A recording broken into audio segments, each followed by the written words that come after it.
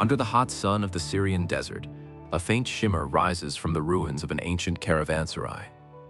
The wind whispers through broken arches, carrying fragments of a long-forgotten empire, one that once stood as a bridge between worlds. Long before Europe stumbled into its renaissance, long before the caravels of the Atlantic Age began their journeys, a different kind of empire thrived amid sand and mountain, the Kingdom of Palmyra. It was neither truly Roman, nor fully Persian, nor entirely Arab. It was something else, a cosmopolitan jewel that burned brightly for a fleeting moment before being swallowed by the desert. And at its center stood a queen who dared to take on Rome itself, Zenobia. Our story begins over 2 millennia ago, when Palmyra was little more than an oasis at the edge of nowhere. Imagine it then, a cluster of date palms, a few wells bubbling up from underground rivers, and caravans moving in slow procession against an endless horizon. Palmyra, or Tadmor as locals called it, was more than just a pit stop. It lay on the trade artery that connected the Roman Mediterranean to the Persian heartlands, the Silk Road's western reach. Through its gates passed silk from China, spices from India, ivory from Africa, and glass and wine from the Levant. Merchants paid handsomely to rest their camels and refill their waterskins here, and the settlement grew rich on the steady hum of caravan bells. By the 1st century CE, Palmyra had transformed from a dusty outpost into a shimmering city of limestone colonnades and towering temples. It became part of the Roman sphere, technically under Roman authority. But Palmyra was never fully conquered in spirit. Instead, it occupied a unique space, a Middle Kingdom speaking Aramaic, worshipping Baal and local gods, but adopting Latin titles and Roman fashion. Its merchants wore Roman togas and Parthian trousers, depending on who they were trading with that week. It was the realm of dual identities, a place that blurred the edges of East and West. Centuries of wealth carved Palmyra's skyline into something breathtaking. The Temple of Bel rose from the desert, its immense stone pillars honoring a god who was both familiar and foreign, a blend of ancient Mesopotamian divinity and local tradition. Down the grand colonnaded street, statues of benefactors lined the way, each depicting merchants, nobles, and caravaneers who had enriched the city through commerce. At the city's zenith, its population likely numbered around 200,000 souls, a miracle in the middle of the desert. Yet Palmyra's prosperity was precarious. It existed in the shadow of giants, the Roman Empire to the west and the Parthian and Sasanian empires to the east. For centuries, Palmyra had walked a dangerous but profitable tightrope, trading with both, fighting with neither. The empire was at once dependent on and threatened by its neighboring powers. Whenever Rome went to war with the Persians, the Palmyrines suddenly found themselves on a knife's edge. Into this world was born a woman of extraordinary ambition and intellect, Septimia Zenobia. Her origins, like much about Palmyra, are shrouded in myth. Some said she claimed descent from Cleopatra of Egypt, others from the ancient Semitic kings of Tadmor. Her beauty was said to be striking, but it was her mind and spirit that would make her legend. Educated in Greek, fluent in several tongues, and raised among an elite that saw itself both as Roman citizens and desert princes, Zenobia embodied the hybrid identity of her city. When Zenobia's husband Odenathus rose to prominence in the mid-3rd century CE, Palmyra reached its height of power. Odenathus was a remarkable figure, a Palmyrene noble who declared loyalty to Rome while skillfully acting as a king in all but name. During one of Rome's darkest times, in the crisis of the 3rd century, when emperors changed with dizzying speed and barbarian invasions sapped the empire's strength, Odenathus stepped into the chaos. After a devastating Persian invasion had sacked Antioch and carried off the Emperor Valerian as a prisoner, it was Odenathus who rallied Roman eastern armies, defeated the Persians, and pushed them back across the Euphrates. For his valor, Rome granted him extraordinary powers. He was, in effect, the Emperor of the East, Rome's trusted strongman. Palmyra flourished under his reign. The desert city grew even wealthier as trade regained its flow under Odenathus's protection. But his reign was short-lived. Around 267 CE, Odenathus was assassinated under mysterious circumstances. Some accounts claim a jealous relative, others hint at Roman intrigue. At that moment, Palmyra might have faded quietly back into provincial obscurity, but Zenobia refused that fate. When news of her husband's death spread, the empire expected Zenobia to retreat, to step aside for a Roman governor or a male heir. Instead, she took command. She declared her young son Vabalithus the rightful successor and ruled as his regent. The move was bold, if not scandalous. A woman ruling a militarized desert kingdom on behalf of her child was not an everyday sight. But Zenobia was no puppet regent. She donned the purple robes of monarchy, surrounded herself with scholars, generals, and diplomats, and began to shape a vision for Palmyra's destiny. While Rome ironed out its internal chaos, Zenobia saw opportunity. The empire's eastern provinces were weak, its garrison stretched thin. Civil wars distracted Rome's emperors far away on the Rhine and the Danube. The desert, meanwhile, belonged to those who could master its silence and its distances, and Zenobia commanded both. Under her leadership, Palmyra's armies surged outward. Step by step, she transformed her oasis kingdom into an empire. Her first move came quietly. She secured the trade routes that had long been Palmyra's lifeblood, deploying cavalry to guard them.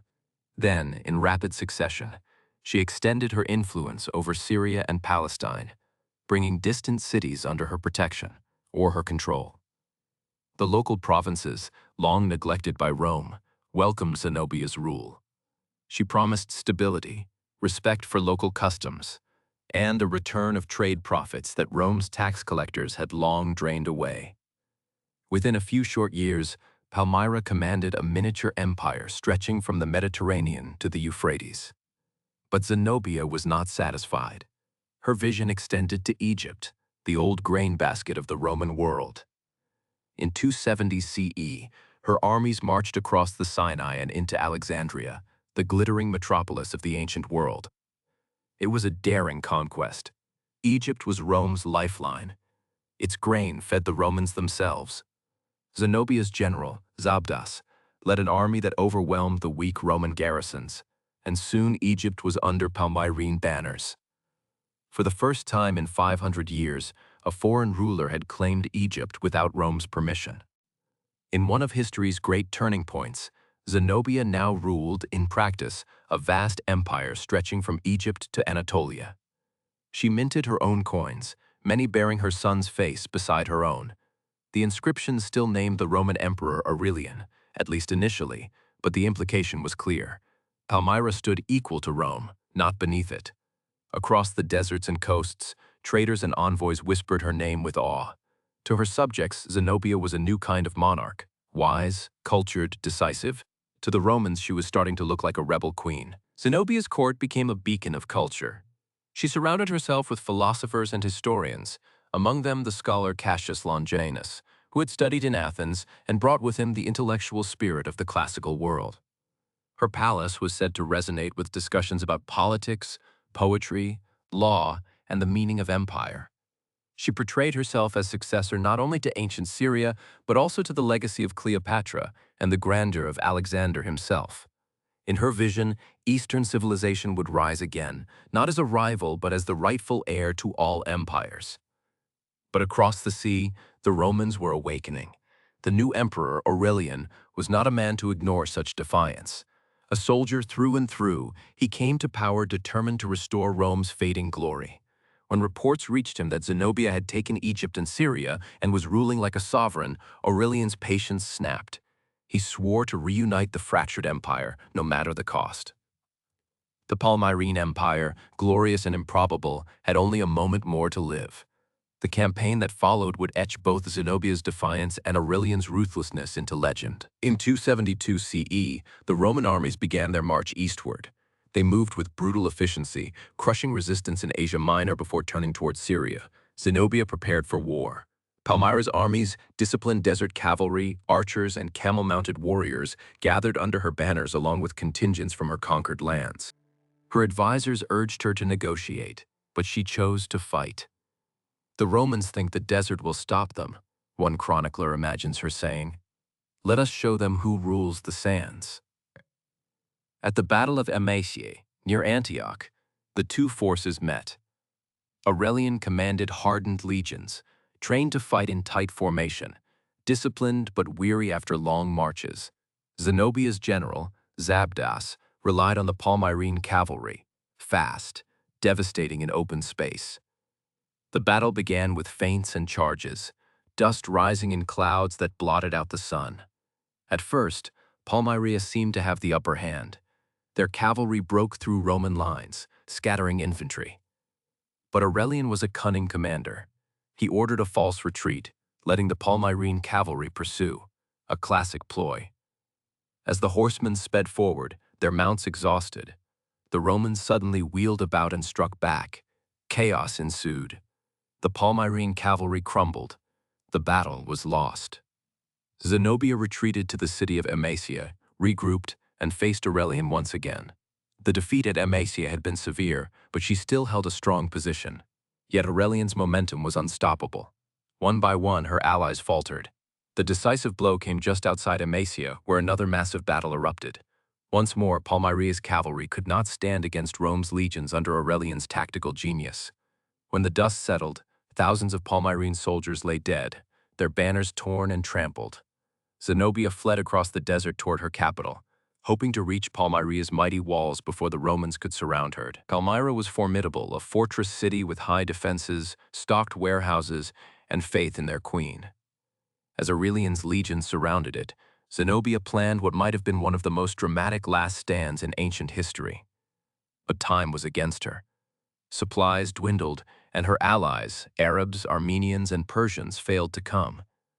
Desperate, Zenobia attempted to escape across the Euphrates, perhaps to seek aid from the Sasanian king. As dawn broke one morning, Roman scouts spotted her caravan making for the river. She was captured before reaching the border. Brought before Aurelian, Zenobia's defiance still burned. Ancient accounts differ on what happened next. Some say she stood proud and unyielding, accusing her advisors of treason to save her subjects from further wrath. Others imagine her spirit broken, pleading for mercy. What's certain is that Aurelian spared her life, though Palmyra's city would not share her fate.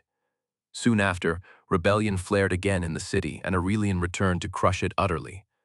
Palmyra's temples were torn down, its population scattered or enslaved. The city that had once shone like a mirage of power disappeared into the desert wind. Zenobia was taken to Rome. In Aurelian's grand triumphal procession, she walked in golden chains through the streets, a captive queen displayed before the crowds. Yet, according to later legends, she lived out her years in comfort, granted an estate near Tivoli, marrying into the Roman aristocracy. Whether those stories were invented to give her a gentler ending, no one knows. What remains undeniable is that her brief empire had challenged the greatest power on earth, and for a moment had almost succeeded. Centuries later, travelers crossing the Syrian desert stumbled upon Palmyra's ruins again. What they saw took their breath away. Endless rows of columns gleaming gold under the sun, arches standing defiant against time, fragments of temples whispering of lost grandeur. Western explorers in the 17th and 18th centuries described it as the bride of the desert, a city frozen between earth and sky. Even now, when the sand swirls through those deserted colonnades, it is not hard to imagine Zenobia riding through them on horseback, her cloak trailing behind her like a banner. Zenobia's story compels us because it's more than just one of war and fall. It's the tale of the in-between. She stood between empires, between cultures, between past and future. Her Palmyra was a crossroads where the Greco-Roman world met the Semitic and Persian, where temples to Zeus stood beside those of Bel, where merchants spoke a dozen languages in the same market square. In her, ambition met intellect, courage met folly. The desert gave her the audacity to believe she could stand equal to Rome, and the desert, indifferent and eternal, swallowed her kingdom when she fell.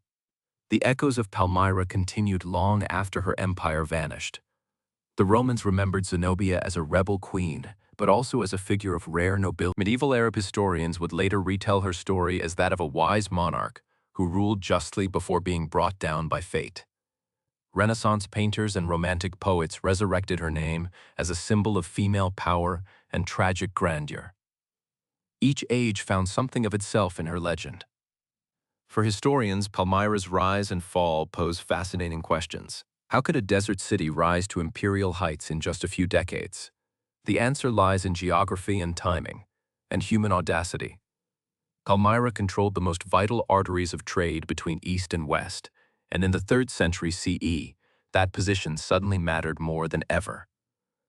As Rome's central authority weakened, power flowed to the edges, to those who could control resources, routes, and alliances. Odenathus saw the opportunity, Zenobia seized it, and for a short, shining moment, Palmyra became the center of the world. Archaeology has revealed tantalizing glimpses of that world. Inscriptions naming caravan leaders who funded civic monuments, documents detailing trade contracts written in 3 languages, sculptures blending Roman realism with Near Eastern stylization. Even in art, Palmyra was hybrid. Its funerary portraits resemble Roman busts yet stare out with haunting eyes, framed by Semitic inscriptions. They remind us that history's grandest moments often happen in the spaces between empires, where cultures collide and creation sparks from the friction. What if Zenobia had succeeded? What if she had held Egypt, Syria, and the eastern provinces, forging a lasting Eastern empire allied with, or rivaling? Perhaps the Mediterranean world would have developed differently. Perhaps the future map of civilization, its languages, faiths, and borders might have shifted. But history is a story of might-have-beens, and Zenobia's triumph was destined to flicker only briefly. And yet, the desert remembers. When modern conflicts once again turned Palmyra's ancient stones into battlegrounds and ruins, the world mourned as if losing a part of its own memory. The columns toppled, the Temple of Bel shattered, but the spirit of Zenobia, of Palmyra's audacious beauty, endures in our collective imagination. Because hers was not the victory of an empire, it was the victory of vision. The belief that even in a world ruled by distant powers, a woman born among desert sands could rise, challenge the greatest empire on earth, and for one soaring moment, make the desert bloom with the promise of independence. Imagine it now, as twilight falls over the ruins. The temperature dips, the air stills. Amid the fallen stones, a single column still stands proud against the fading light. The shadows it casts stretch long across the ancient paving stones, like memories reaching toward eternity. Here, in the quiet where no banners fly and no armies march, the story survives. The story of a queen who defied Rome, of a city that dared to dream civilization anew, and of the desert that keeps their secrets still. And so the wind moves on, carrying the grains of time across the barren landscape, whispering the name that refuses to die. Zenobia.